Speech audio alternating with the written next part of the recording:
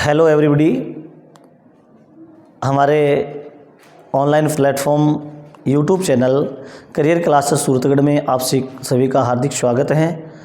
और जैसा कि हम पिछले कुछ दिनों से इंग्लिश और मैथ की क्लासेज हैं वो लगा रहे हैं, इस चैनल के माध्यम से सभी विद्यार्थियों तक पहुंचने की कोशिश कर रहे हैं।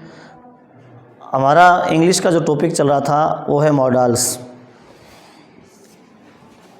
पिछले वीडियो में हमने बात की थी कि मॉडल्स का यूज़ कैसे किया जाता है, जनरल रूल्स ऑफ मॉडल्स के हमने एक अलग से वीडियो डाला था। उसके बाद use of can, could, may, might, must का हमने किया, शुड का यूज़, और पिछली कक्षा में हमने शैल, विल और शुड का यूज़ किया था। प्रिय विद्यार्थियों, अब तक हम समझ चुके हैं कि मॉडल्स हैं वो एक प्रकार से हमारे मूड को इंडिकेट करते हैं। कौन सा मॉडल्स कब यूज़ होगा, जब हम एबिलिटी, कैपेसिटी, पावर बता रहे हैं तो कौन सा मॉडल यूज़ करेंगे, जब हम इंटेंशन बता रहे हैं तो कौन सा मॉडल यूज़ करेंगे, जब हम पोलाइट रिक्वेस्ट बता रहे हैं तो कौन सा मॉडल यूज़ करेंगे। इन सभी मॉडल्स के बारे में हमने चर्चा की थी और आज की वीडियो में हम करेंगे यूज़ ऑफ वुड।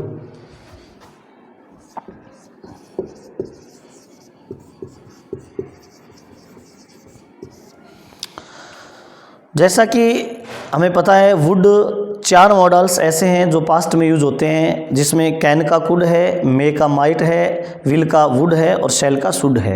ये चारों ही मॉडल ऐसे हैं जो एक प्रकार से अपने आप में पास्ट फॉर्म के रूप में यूज़ किया जाता है। तो मॉडल्स जो हमारा वुड है ये विल की पास्ट फॉर्म है। जो पहला यूज़ है वो विल के पास्ट फॉर्म के रूप में,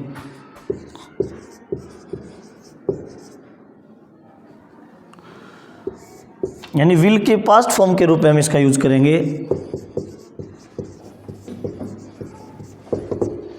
जब भी कोई सेंटेंस इनडायरेक्ट स्पीच का सेंटेंस होगा और उसमें अगर हमें विल दिया हुआ है और जब हम डायरेक्ट से इनडायरेक्ट में यूज करेंगे तो उसमें हम विल का क्या बनाएंगे, वुड यूज कर देंगे। जैसे for example, Rahul said to me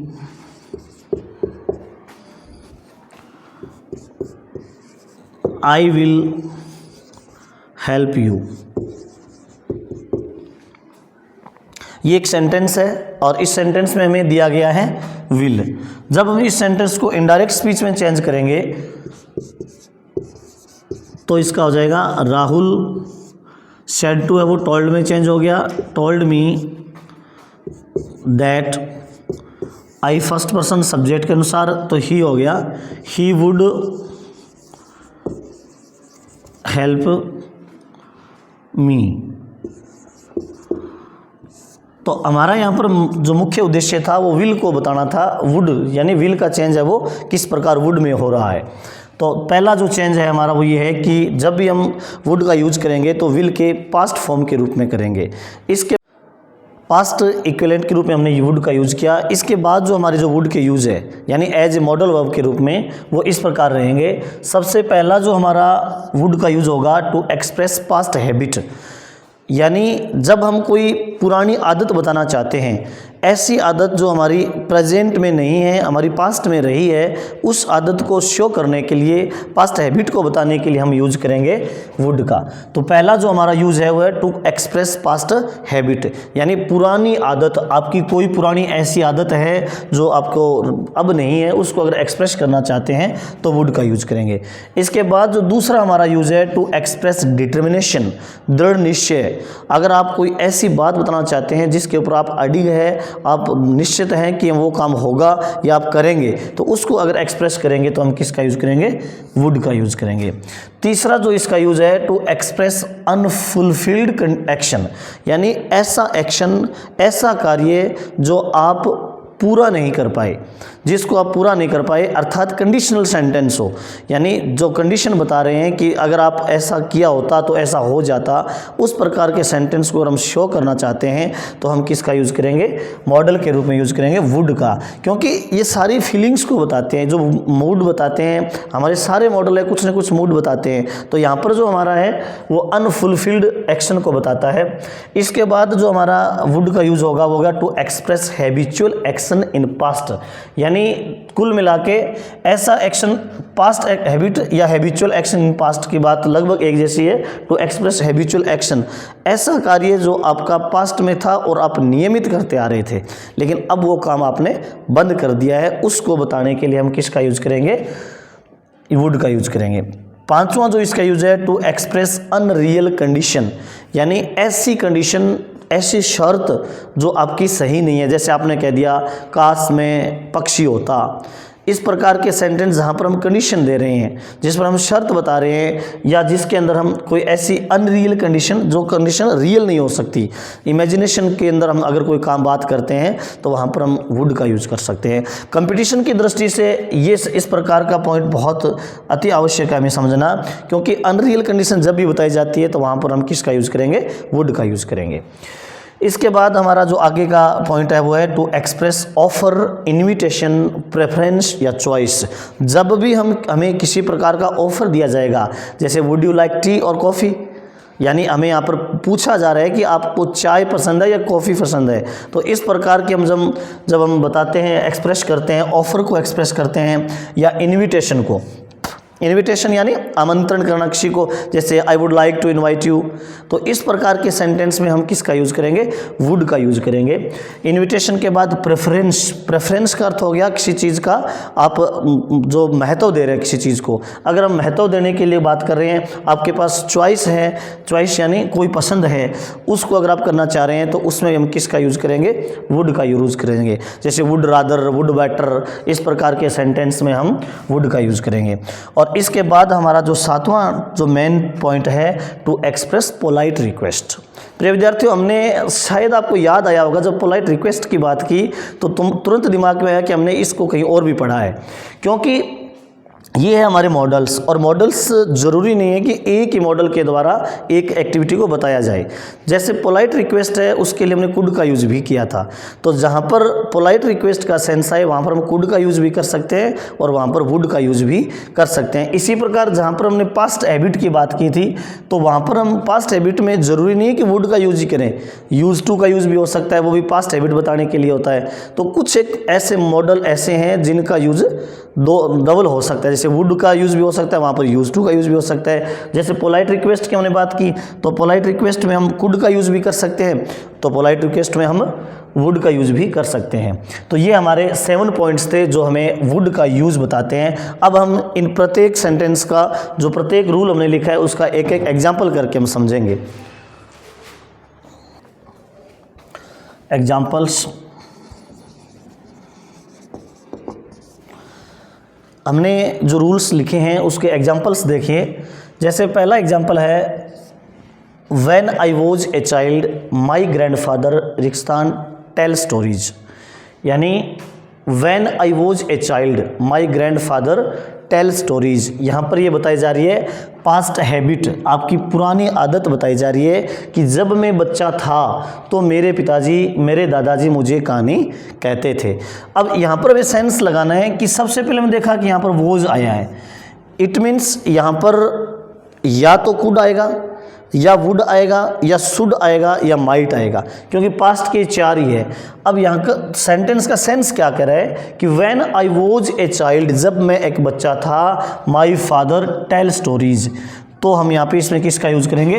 would का यूज़ करेंगे, यानी वुड टेल स्टोरीज, कहानी कहा करते थे। यहाँ पर हम वुड का यूज़ भी कर सकते हैं, यहाँ पर यूज़ टू का यूज़ भी कर सकते हैं, क्योंकि यूज़ टू है वो भी पास्ट हैबिट ही बताता है, ऐसा एक्शन जो हमारा पास्ट में हुआ करता था। दूसरा सेंटेंस है हमारा, आई stand by you in any trouble. यहाँ पर एक प्रकार से आपकी डिटर्मिनेशन बता रहा है। सेंटेंस का सेंस कह रहा है कि चाहे किसी भी हालात में मैं आपके पक्ष में खड़ा रहूँगा, मैं आपके पक्ष में हूँगा। I stand by you in any trouble, it means ये हमारा सेंटेंस क्या बता रहा है? डिटर्मिनेशन बता रहा है, डिटर्मिनेशन यानी दृढ़ निश्चय बता रहा है। तो दृढ़ निश्चय बता रहा है तो यहाँ पर क्या आएगा? I would stand by you in any trouble. Third sentence हमारा है जिसके शुरू में रिक्स्तान दे दिया, you help me, it means would you help me, क्या आप मेरी सहायता करोगे, एक प्रकार से विनम्र निवेदन किया जा रहा है, एक प्रकार से रिक्वेस्ट की जा रही है कि क्या आप मेरी सहायता करोगे। हो सकता है यहाँ पर हमें प्लीज़ भी दे दिया जाए, तो प्लीज़ तो खुद ही अपने आप में प्लीज़ या काइंडली है, वो तो अपने आप में पोलाइट रिक्वेस्ट शो करता है, अन्यथा वैसे भी हम वुड यू हेल्प मी। इसके बाद जो हमारा फोर्थ सेंटेंस है उसमें लिखा है I like to ask you a question, मैं आपसे एक प्रश्न पूछना चाहता हूँ। जब इस प्रकार की रिक्वेस्ट की जा रही है, एक प्रकार से हमारे पास ऑफर है, हमसे इनविटेशन दिया जा रहा है कि मैं आपसे ऐसा करना चाहता हूँ, तो यहाँ पर आई वुड लाइक। और वैसे भी जनरली क्या होता है, जब लाइक सेंटेंस में आ जाता है लाइक वर्ड आता है तो उसमें अक्सर वुड का यूज ही होता है। I would like to ask you, I would like to invite you, I would like to inform you, इस प्रकार के सेंटेंस है जो हमें क्या बताते हैं, वुड का सेंस होता है। तो I would like to ask you a question. Fifth sentence है हमारा she rather die than beg. इस सेंटेंस में भी हमें रादर हमेशा ध्यान रखें, वुड रादर या वुड बेटर, जो एक प्रकार से फ्रेज के रूप में काम करते हैं। और यहाँ पे कहा जा रहा है, एक प्रकार से प्रेफरेंस दी जा रही है। यहाँ पे क्या दिया जा रहा है, प्रेफरेंस।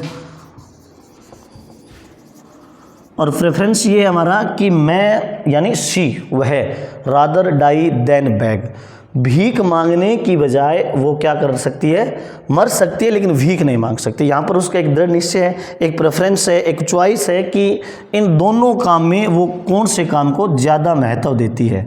तो यहाँ पर हम किसका यूज़ करेंगे, वुड का यूज़ करेंगे।